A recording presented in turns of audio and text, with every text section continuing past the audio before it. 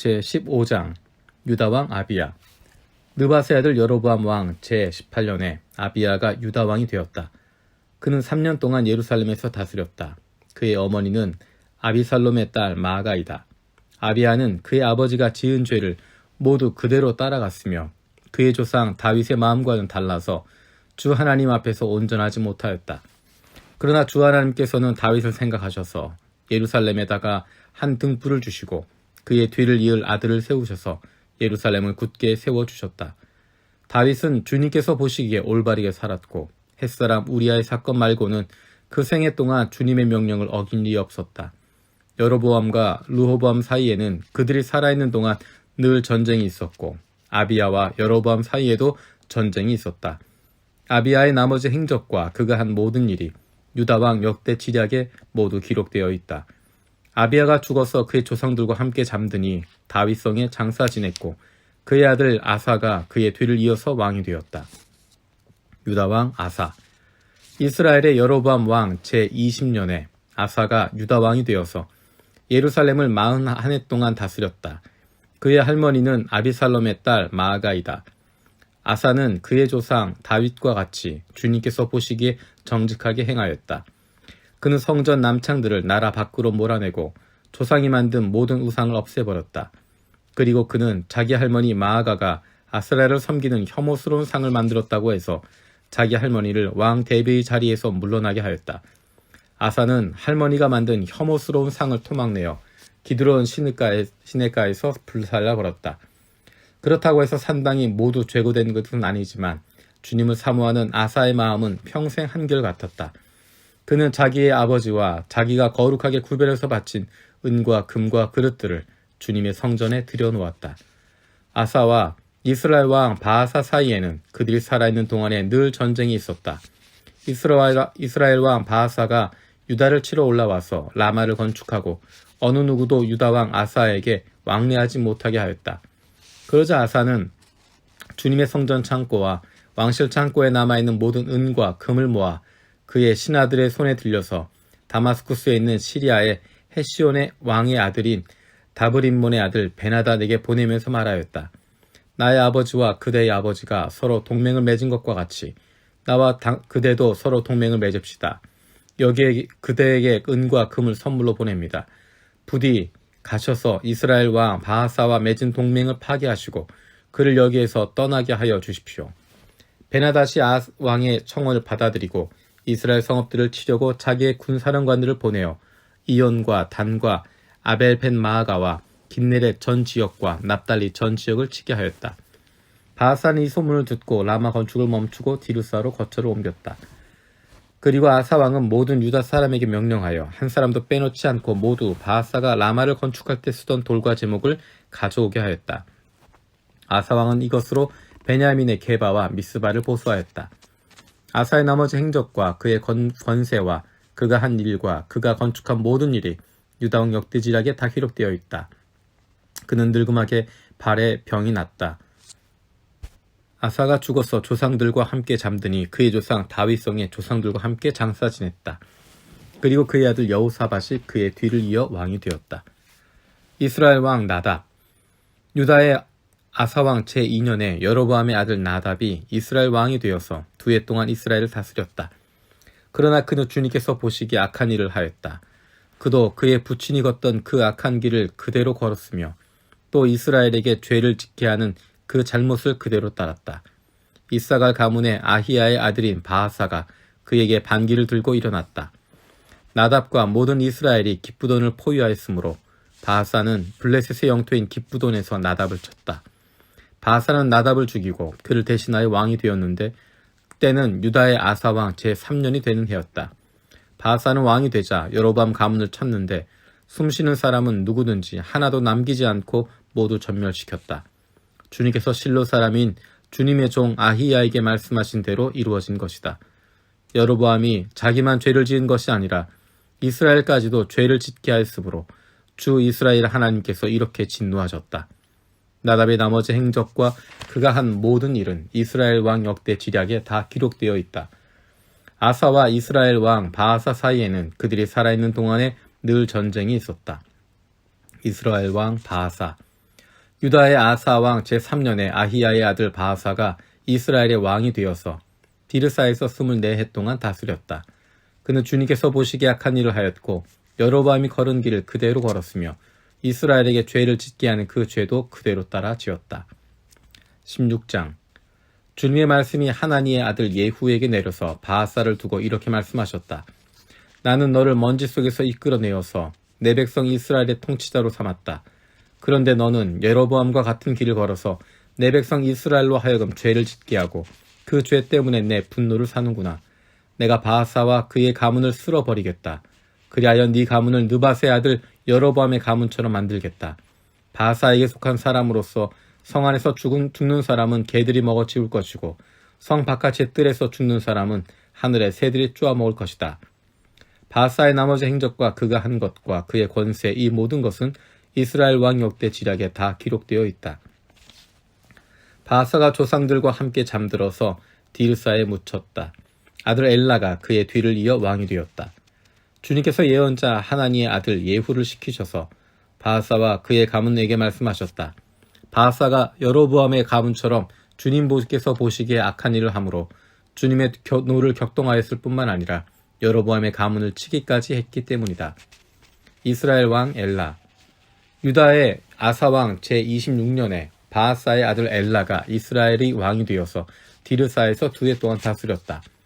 그러나 엘라의 신하이며 병거부대의 절반을 지휘하는 시므리 장군이 엘라에게 반기를 들었다. 그때 엘라는 디르사에 있는 아르사 국내 대신의 집에서 술을 마시고 취해 있었는데 시므리가 들어가서 엘라를 쳐 죽였다. 유다의 아사왕 제27년에 시므리가 엘라를 대신하여 이스라엘의 왕이 되었다. 시므리는 왕위에 올라서 바하사 가문에 딸린 사람은 모두 죽였는데 바하사 가문의 남자는 일가 친척이든지 친구이든지 한 사람도 남겨두지 않았다. 시므리는 주님께서 예후 선지자를 시키셔서 바하사에게 말씀하신 대로 바하사 가문의 모든 사람을 멸망시켰다. 이것은 바하사와 그의 아들 엘라가 지은 모든 죄 때문이다. 그들은 자기들만 죄를 지은 것이 아니라 우상을 만들어서 이스라엘에게 죄를 짓게 하였으므로 이스라엘의 주 하나님의 분노를 샀다. 엘라의 나머지 행적과 그가 한 일은 이스라엘 왕 역대 지략에 다 기록되어 있다. 이스라엘 왕 시므리. 유다의 아사왕 제27년에 시므리는 디르사에서 이스라엘의 왕이 되었으나 그의 통치는 7일 만에 끝났다. 시므리가 엘라를 살해하고서 왕위를 차지할 그 무렵에 이스라엘 군대는 블레셋에 속한 기쁘돈을 치려고 포진하고 있었다. 그러나 진을 치고 있던 군대는 시므리가 반역하여 왕을 살해했다는 소식을 듣고서 바로 그 진에서 그날로 군사령관인 오므리 장군을 온 이스라엘의 왕으로 세웠다.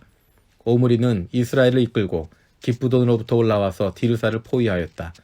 이때 시므리는 그 성읍이 함락될 것을 알고는 왕이 요새로 들어가서 그 왕궁에 불을 지르고 그 불길 속으로 들어가서 자기도 불에 타 죽었다. 이것은 시므리가 주님께서 보시기에 악행을 하였고 여로보암의 길을 따라가서 이스라엘에게 죄를 짓게 한 그 죄 때문에 생긴 일이다. 시므리의 나머지 행적과 그가 꾀한 모반에 관한 것은 이스라엘 왕 역대 지략에 기록되어 있다. 이스라엘 왕 오므리. 그때 이스라엘 백성은 둘로 나뉘어 그 절반은 기낫의 아들 디브니를 따라가서 그를 왕으로 삼고 그 나머지는 오므리를 따랐다. 그러나 오므리를 따르는 백성이 기낫의 아들 디브니를 따르는 백성보다 강하여서 디브니는 살해되고 오므리는 왕이 되었다. 유다의 아사왕 제31년에 오므리는 이스라엘의 왕이 되어서 12해 동안 다스렸는데 6해 동안은 디르사에서 다스렸다. 그는 세멜에게서 은 2달란트를 주고 사마리아 산지를 사들였다. 그리고 그 산에다가 도성을 건설하였는데 그 산의 소유자인 세멜의 이름을 따라서 그 도성의 이름은 사마리아라고 하였다. 오므리가 주님께서 보시기에 악한 일을 하였는데 그 일의 악한 정도는 그의 이전에 있던 왕들보다 더 심하였다. 그는 느밧의 아들 여로보암이 걸은 모든 길을 그대로 따랐다. 오므리는 이스라엘에게 죄를 짓게 하고 또 우상을 만들어서 이스라엘의 하나님께서 진노하시게 하였다. 오므리가 한 나머지 행적과 그가 부린 권세는 이스라엘 왕 역대 지략에 모두 기록되어 있다. 오므리는 그의 조상들과 함께 잠들어서 사마리아에 묻히고 그의 아들 아합이 그의 뒤를 이어서 왕이 되었다. 이스라엘 왕 아합. 유다의 아사왕 제38년에 오므리의 아들 아합이 이스라엘의 왕이 되어서 사마리아에서 이스라엘을 22해 동안 다스렸다. 오므리 아들 아합은 그 이전에 있던 왕들보다 더 심하게 주님께서 보시기에 악한 일을 하였다. 그는 느바세 아들 여로보암의 죄를 따라가는 정도가 아니라 오히려 더 앞질렀다. 그는 시돈 왕 엣바알의 딸인 이세벨을 아내로 삼았으며 더 나아가서 바알을 섬기고 예배하였다. 또 그는 사마리아에 세운 바알의 신전에다가 바알을 섬기는 제단을 세우고 아세라 목상도 만들어 세웠다. 그래서 그는 그 이전에 이스라엘 왕들보다 더 심하게 주 이스라엘의 하나님을 진노하시게 하였다. 아합 시대에 베델 사람 히엘이 여리고를 건축하였다. 주님께서 눈의 아들 여호수아를 시켜서 하신 주님의 말씀대로 그는 그 성의 기초를 놓으면서는 그의 맏아들 아비람을 잃었고 성문을 달면서는 그의 막내 아들 수굽을 잃었다. 제17장 엘리야와 가뭄. 길르앗의 디셉에 사는 디셉 사람 엘리야가 아합에게 말하였다. 내가 섬기는 주 이스라엘의 하나님께서 살아계심을 두고 맹세합니다. 내가 다시는 입을 열기까지 앞으로 몇 해 동안은 비는커녕 이슬 한 방울도 내리지 않을 것입니다. 주님께서 엘리야에게 말씀하셨다. 이곳을 떠나서 동쪽으로 가거라. 그리고 거기 요단강 동쪽에 있는 그릿 시냇가에 숨어서 지내며 그 시냇물을 마셔라. 내가 까마귀에게 명하여 내게 먹을 것을 날라다 주게 하겠다. 엘리야는 주님의 말씀대로 가서 그대로 하였다. 그는 곧 가서 요단강 앞에 있는 그릿 시냇가에 머물렀다. 까마귀들이 아침에도 빵과 고기를 그에게 가져다 주었고 저녁에도 빵과 고기를 그에게 가져다 주었다. 그리고 물은 그곳 시냇물을 마셨다. 그런데 그 땅에 비가 내리지 않으므로 얼마 있지 않아서 시냇물까지 말라버렸다. 엘리야와 사르밧 과부. 주님께서 엘리야에게 말씀하셨다. 이제 너는 시돈에 있는 사르밧으로 가서 거기에서 지내도록 하여라. 내가 그곳에 있는 한 과부에게 명하여서 내게 먹을 것을 주도록 일러두겠다.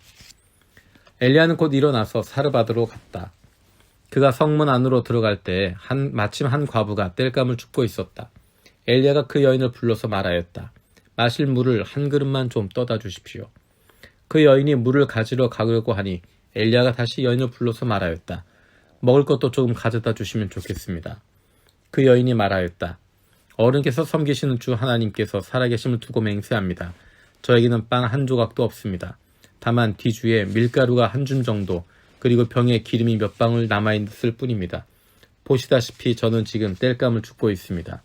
이것을 가지고 가서 저와 제 아들이 죽기 전에 마지막으로 남아있는 것을 모두 먹으려고 합니다. 엘리야가 그 여인에게 말하였다. 두려워하지 말고 가서 방금 말한 대로 하십시오. 그러나 음식을 만들어서 우선 나에게 먼저 가지고 오십시오.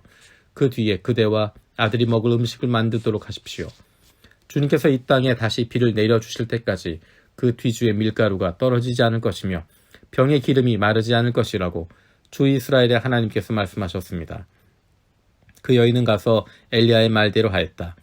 과연 그 여인과 엘리야와 그 여인의 식구가 여러 날 동안 먹었지만 뒤주에 밀가루가 떨어지지 않고 병의 기름도 마르지 않았다. 주님께서 엘리야를 시켜서 하신 주님의 말씀대로 되었다. 이런 일이 있은 뒤에 이 집 여주인의 아들이 병이 들었다. 그의 병은 매우 위중하여서 끝내는 숨을 거두고 말았다. 그러자 그 여인은 엘리야에게 이렇게 말하였다.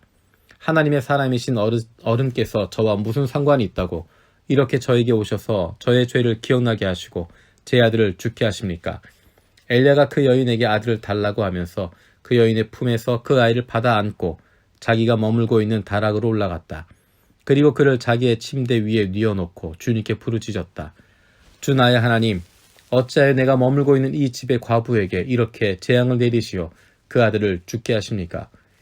그는 그 아이의 몸 위에 3번이나 엎드려서 몸과 몸을 맞춘 다음 주님께 또 부르짖었다. 주 나의 하나님, 제발 이 아이의 호흡이 되돌아오게 하여 주십시오. 주님께서 엘리야가 부르짖는 소리를 들으시고 그 아이의 호흡을 되돌아오게 하여 주셔서 그 아이가 살아났다. 엘리야는 그 아이를 안고 다락에서 내려와서 그 아이를 돌려주면서 말하였다. 보시오, 아들이 살아났습니다. 그 여인이 엘리야에게 말하였다. 이제야 저는 어른이 바로 하나님의 사람이시라는 것과 어른이 하시는 말씀은 참으로 주님의 말씀이시라는 것을 알았습니다.